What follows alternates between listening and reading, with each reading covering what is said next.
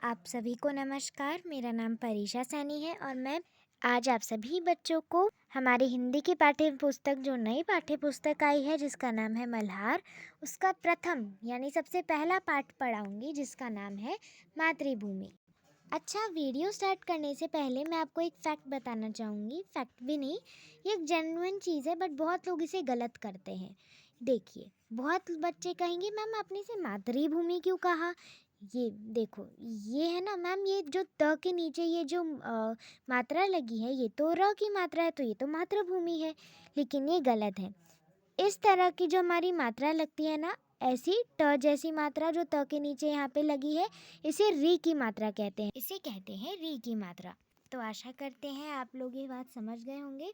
ये आपके पाठ का नाम है मातृभूमि, ना कि मातृभूमि। समझ गए आप लोग? चलिए, अब क्या होगा अगर आपको याद हो तो जो हमारी प्रीवियस वीडियो थी ना, जिसमें मैंने आपको इस बुक का ओवरव्यू दिया था, जिसमें मैंने आपको इस बुक में जो जो चैप्टर्स हैं उन सब का ओवरव्यू दिया था, सिलेबस का ओवरव्यू देखा था हमने, तो उसमें हमने ये डिस्कशन पॉइंट उठाया था कि ये जो मातृभूमि है ये किसकी भी भूमि की बात है। क्या ये हमारे इंडिया की, हमारे भारत की भूमि की बात है, मतलब हमारी भारत की धरती की बात है, किसी और देश की धरती की बात है। तो ये सवाल हमने उठाया था, ठीक है। और आप यहाँ पे क्या देख सकते हैं, इंडिया का फ्लैग, मतलब तिरंगा लहरा रहा है, हिमालय पर्वत जैसा कुछ बना है। यहाँ पे दो बच्चे इंडिया के तिरंगे मतलब इस तरह से लहरा रहे हैं। तो मुझे तो ये आइडिया लग रहा है कि क्यों, क्या पता है हमारे मतलब इंडिया के बारे में, हमारे भारत के बारे में ही कोई पोयम हो। तो आइए देखते हैं किस बारे में है।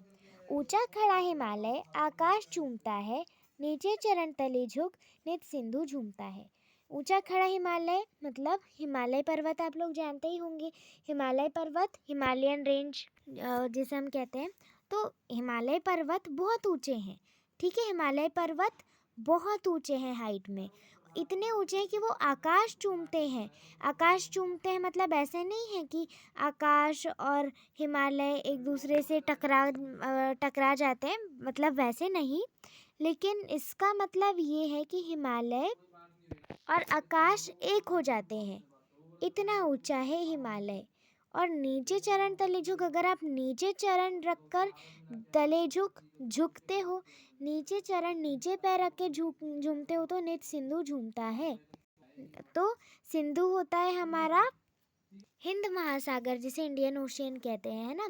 तो जो हमारे भारत के प्राचीन लोग थे वो इसे कहते थे सिंधु, ठीक है। तो अगर आप नीचे पैर रखकर देखोगे तो आपको दिखेगा कि नीचे हमारी सिंधु नदी बहती है, ऊपर हमारा हिमालय है जो आकाश चूम लेता है, मतलब हिमालय और आकाश एक हो जाते हैं, इतनी ऊंची चोटी है हिमालय। और नीचे चरण रखते ही आप देखोगे कि हमेशा, नित मतलब हमेशा, सिंधु यानी हमारा हिंद महासागर झूमता रहता है एक प्यारी सी छटा के साथ। छटा मतलब सुंदरता के साथ। गंगा यमुन त्रिवेणी नदियाँ लहर रही हैं, जगमग छटा निराली पक पक चह रही हैं। अब एक सेकंड, आप बोलोगे मैम ये क्या है, यहाँ पे यमुन क्यों आया है।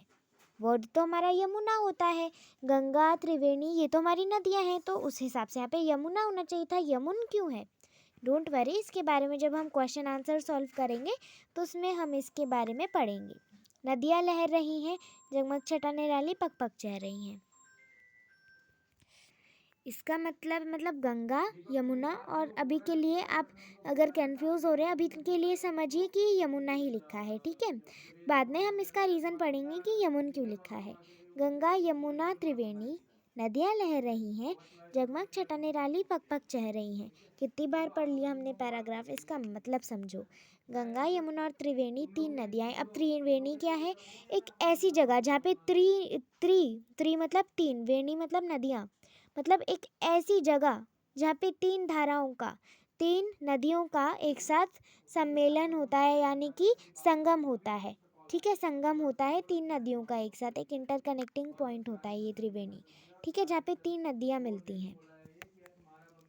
तो ये कुछ नदियों के नाम है ना। और ये नदियाँ क्या कर रही हैं, लहर रही हैं। जगमग छटा निराली पक पक चह रही हैं, मतलब छटा यानी सुंदरता, निराली मतलब इन नदियों की जो छटा है, जो सुंदरता है, वो इतनी निराली है कि वो अब पक चल रही है, मतलब हर कदम कदम पर देखने को मिलती है। ठीक है, उम्मीद करते हैं आप ये समझ गए होंगे। वह पुण्य भूमि मेरी, वह पुण्य भूमि मेरी का मतलब ऐसी धरती पे, मतलब ऐसी भूमि पे जहाँ मैंने पुण्य के काम किए हैं, सबकी मदद की है, तो वो पुण्यों की भूमि मेरी है। और स्वर्ण भूमि मेरी है। स्वर्ण मतलब सोने। पहले हमारे भारत को सोने की चिड़िया भी कहा जाता था, बहुत सोना हुआ करता था हमारे भारत में।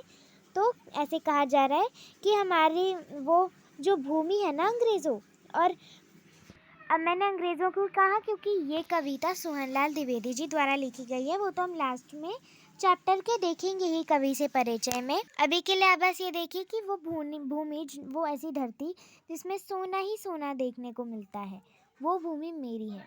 वह जन्मभूमि मेरी, जिस भूमि पर मैंने जन्म लिया है वो भूमि मेरी है और किसी की नहीं है। ये बात सोहनलाल द्विवेदी जी अंग्रेज़ों से कह रहे हैं। वह मातृभूमि मेरी, वो माँ सम्मान भूमि मेरी है। जो तुम कहते हो ना कि हम भारत पर कब्जा कर लेंगे, ये करेंगे, लूट करेंगे, वो करेंगे, वो भूमि तो मेरी माँ के समान है। जिस प्रकार एक माँ अपने बच्चे को प्यार करती है, सहलाती रहती है, उस प्रकार ये मेरी माँ सम्मान भूमि है। तो अंग्रेज़ों तुम उसे नहीं लूट सकते। झरने अनेक झरते जिसकी पहाड़ियों में, चिड़िया चहक रही है हो मस्त झाड़ियों में। मतलब झरने तो बहुत सारे झर रहे हैं, झरने एक अनेक, ठीक है। तो झरने क्या कर रहे हैं, बहुत सारे झर रहे हैं। झरने झरते मतलब झरने और क्या कर रहे हैं, बह रहे हैं। झरने झर रहे हैं अनेक, जिसकी पहाड़ियों में, किस चीज़ की पहाड़ियों में, मतलब झरने पहाड़ियों से झर रहे हैं। और कहाँ, कौन सी पहाड़ियों में, जहाँ पे चिड़िया चहक रही है। चिड़िया मतलब यहाँ पे जानवरों से, पशु पक्षियों से है। तो पशु पक्षियाँ चहक रही हैं, उन्हें भी इस प्रकृति का मज़ा मिल रहा है, और झाड़ियों में वो मस्त होकर गा रही हैं।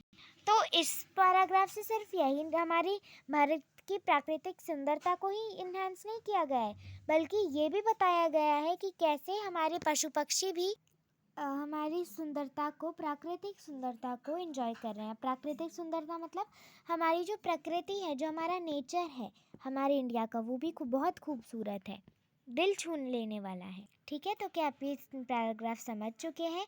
चलिए आगे बढ़ते हैं। अमराइयाँ घनी है, कोयल पुकारती है, बहती मल्य पवन है, तन मन संवारती है। इसका क्या अर्थ हुआ? अमराइयाँ घनी है मतलब, अमराइयाँ का मतलब जानते हैं आप लोग? अमराइयाँ मतलब आम के घने बाग, आम के बहुत सारे पेड़, ठीक है, उन्हें अमराइयाँ कहते हैं। या फिर आम भाषा में कहे तो आम के घने उद्यान, ठीक है, उन्हें कहते हैं अमराइयाँ। तो अमराइयाँ ऑब्वियसली बहुत घनी होती हैं, बहुत लंबी होती हैं। तो यहाँ हमारे भारत की भूमि पर, हमारी मातृभूमि पर अमराइयाँ घनी हैं। कोयल भी पुकार रही है, मतलब कोयल भी खुश हो रही है इन अमराइयों को, क्योंकि मतलब कोयल जैसे जो, इन्हें आम बहुत पसंद है, तो कोयल पुकार रही है। और बहती मल्य पवन है। अब मल्य पवन होती है मतलब मल्य पर्वत से गुजरने वाली सुगंधित वायु को कहते हैं मल्य पवन, ठीक है। और ये खुशबू कहाँ से आती है? तो ये वहाँ पे बहुत मतलब हिमालय के आसपास, वहाँ पे जहाँ पे ये मल्य पर्वत है, वहाँ पर बहुत खूब सारे चंदन के पेड़ हैं, तो उसी वजह से वायु सुगंधित बनती है। तो ये बहती जो सुगंधित वायु है, जो मल्य पर्वत से आ रही है, जिसे हम मल्य पवन कहते हैं, और ये वायु इतनी सुगंधित है, इतनी रिलैक्स करने वाली है कि ये हमारे तन और मन दोनों को संवारती है। तन मतलब शरीर, मन मतलब हमारा, मतलब हमारे इनर पीस। ये हमारे दोनों शरीर को भी और हमारी इनर पीस को भी संवारती है। अब देखते हैं आगे क्या है। वह धर्म भूमि मेरी, वह कर्म भूमि मेरी, वह जन्म भूमि मेरी, वह मातृभूमि मेरी। यहाँ पे क्या बोल रहे हैं सोहनलाल द्विवेदी जी? कि वो धर्म की भूमि मेरी है, जहाँ पे धर्म का पालन, धर्म का मतलब धर्म का पालन किया जाता है, वो धर्म भूमि, वो धर्म की धरती मेरी है। और वो कर्मों की भूमि, जहाँ पर अच्छे कर्म किए जाते हैं, वो कर्मों की भूमि मेरी है। वो जन्मभूमि, जहाँ मैंने जन्म लिया है, वो मेरी है। और वो मातृभूमि, माँ सम्मान भूमि मेरी है। जन्मे जहाँ थे रघुपति, जन्मे जहाँ थी सीता, श्री कृष्ण ने सुनाई वंशी पुनीत गीता। अब देखिए, रघुपति मतलब राम जी, श्री रामचंद्र जी, दशरथ के पुत्र है ना, जानते हैं ना आप लोग। सीता जनक की पुत्री जानकी को कहते हैं सीता। और सीता क्या थी? रघुपति यानी रामचंद्र जी की पत्नी ही थी। ठीक है, श्री कृष्ण जी हम सब जानते हैं। ठीक है, तो एक ऐसी भूमि जहाँ रामचंद्र जी ने जन्म लिया था, ऐसी भूमि जहाँ जनक की पुत्री जानकी यानी सीता जी ने भी जन्म लिया था, और एक ऐसी भूमि जहाँ श्री कृष्ण ने सुनाई थी वंशी पुनीत गीता, मतलब वंशी मतलब बांसुरी, पुनीत मतलब पवित्र, गीता मतलब श्रीमद् भगवत गीता, मतलब बांसुरी से बजाते हुए इतनी पवित्र गीता, भगवत गीता वो उस बांसुरी पर बजाते थे, और हाँ मतलब बांसुरी पर उसे प्ले करते थे, और वो बहुत पवित्र लगती थी, सुनने में बहुत आकर्षक थी।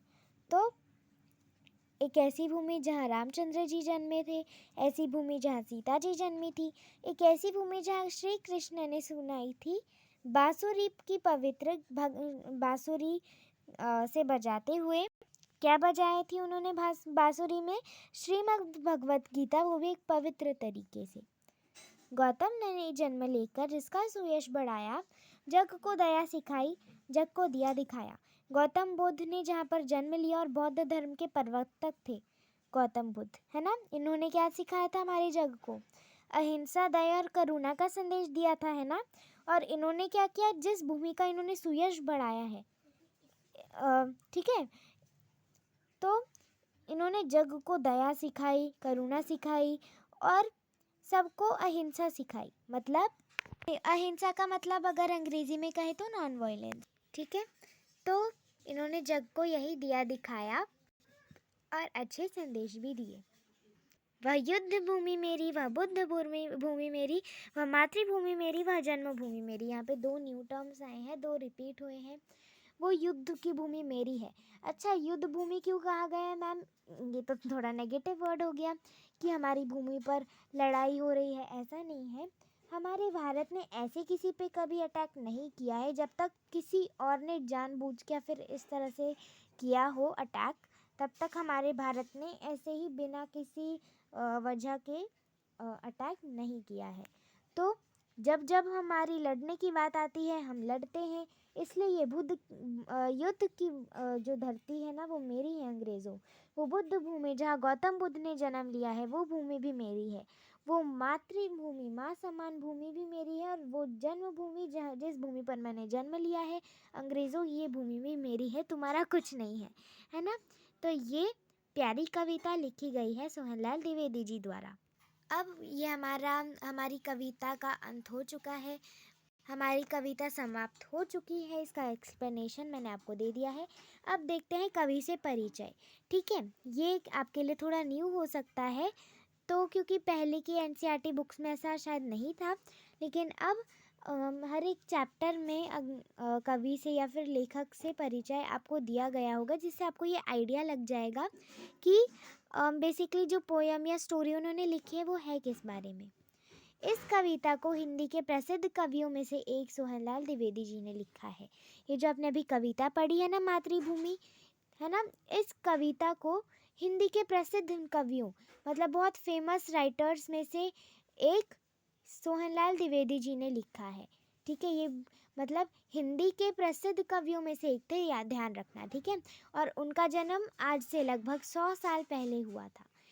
ये जो सोहनलाल द्विवेदी जी है ना, इनका जन्म आज से लगभग 100 साल पहले हुआ था। देखिए यहाँ पे जन्म तिथि भी लिखी है, 1906 से लेकर 1988, राइट।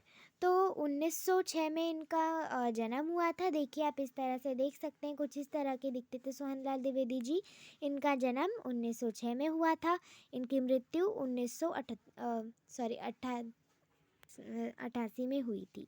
ठीक है, तो इस तरह से तो इनका जन्म आज से लगभग 100 साल पहले हुआ था, और उस समय अंग्रेज़ों का भारत पर आधिपत्य था। इस बात का आपको ध्यान रखना है कि जिस टाइम पर हमारे सोहनलाल द्विवेदी जी का जन्म हुआ था, जिस टाइम इनका बर्थ हुआ था, उस समय पर क्या था, हमारा जो भारत था वो अंग्रेज़ों के शासन में था। मतलब इंडिया पे क्या कहते हैं हम, अंग्रेज़ों ने कब्ज़ा कर लिया था। उन्होंने अपनी लेखनी से अंग्रेज़ों का विरोध किया, और उन्होंने अपनी लेखनी में ऐसी ऐसी मतलब कहानियाँ लिखी, ऐसे मतलब कविताएं लिखी जिन्होंने लोगों को प्रेरित किया कि हमें लड़ना चाहिए और इसके खिलाफ मतलब आवाज़ उठानी चाहिए।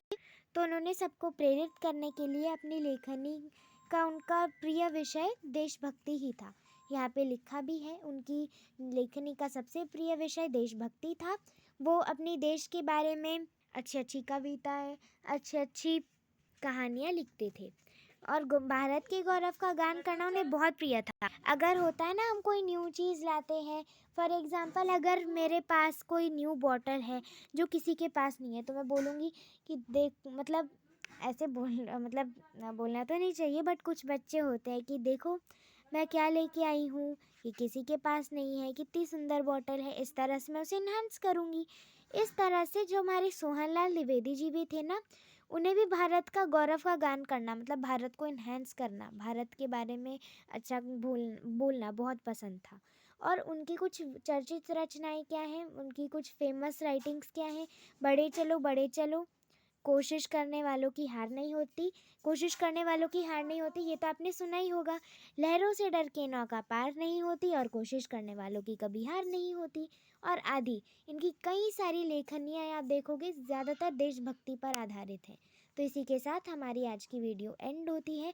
यहाँ हमने मातृभूमि हमारा प्रथम पाठ पढ़ा और साथ ही में कवि से परिचय भी पढ़ा। धन्यवाद।